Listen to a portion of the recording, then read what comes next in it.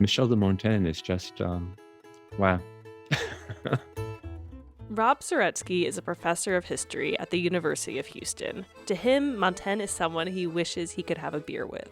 He talks about textiles. He talks about the earth. He talks about food. He talks about, forgive me, about defecating. He talks about sex. He just loves earthly things. Montaigne is known as the man who invented the essay. So of course, he had a lot to say, and people have a lot to say about him, but Zaretsky thinks we still don't really know him. And just as we really don't know him, if we were to do what Montaigne did and take a long, sustained look at ourselves, we don't know who we are either.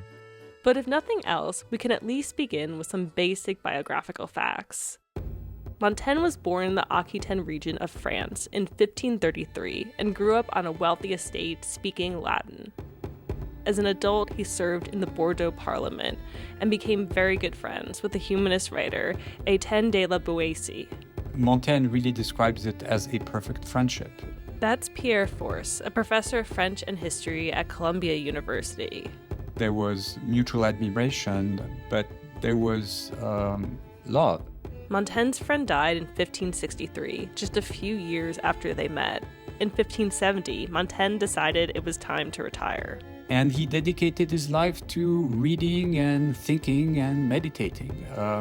And that's when he started writing the essays. In his younger years, Montaigne was obsessed with death. But when he fell off a horse and nearly died, his mindset changed. He essentially saw himself dying, and then he saw himself coming back to life.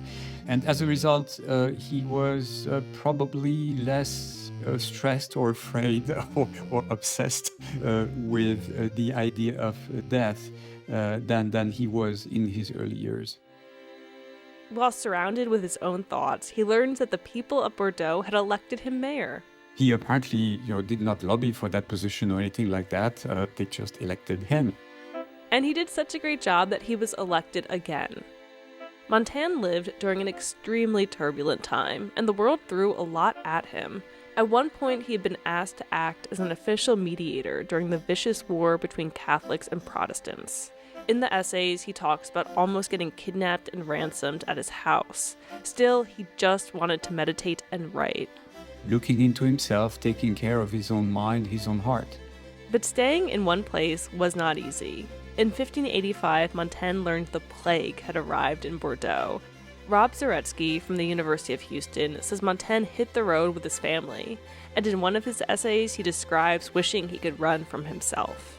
The point to living is not to rehearse one's dying for Montaigne. Now, in the wake of the plague, the point to life is to live.